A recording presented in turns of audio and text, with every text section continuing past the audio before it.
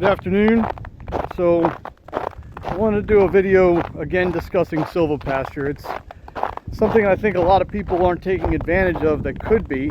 I've certainly benefited from it, and I wanted to show you kind of some of the benefits and why you should be thinking about it now when everything is kind of dormant and dead out in the woods.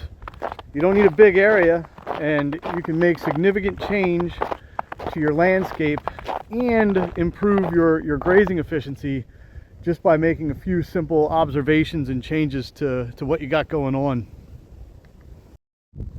So, as you're probably already aware, silvopasture simply is grazing animals. Doesn't have to be ruminants, in and amongst, you know, trees or bushes or shrubs or any other kind of vegetation, so that they can benefit the soil, they can find extra forage, they can receive shade, and they create kind of a symbiotic relationship with the land around them.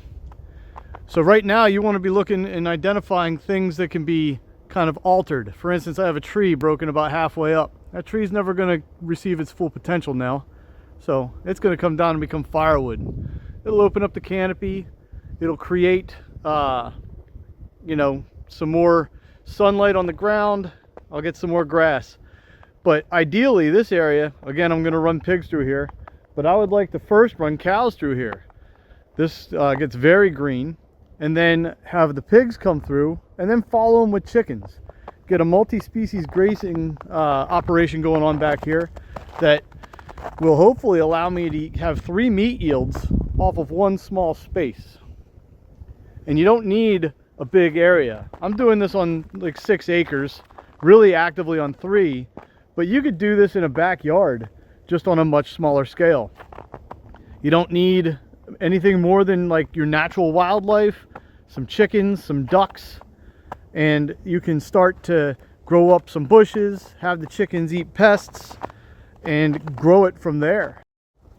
Utilizing poultry net or temporary polywire, you can make very small paddocks and move animals, multi-species or single species, through yards, through parks, through state forest if you have access to it.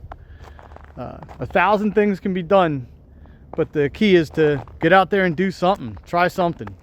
If predators pick off your chickens, maybe find some way to protect them. It'll probably be aerial predators if you're using poultry net. But in the meantime, those chickens will be fertilizing a berry harvest or a nut harvest, and creating a situation where you're getting multiple yields from a small space. The idea is that I want to motivate you to get started no matter what your scale is and move up from there.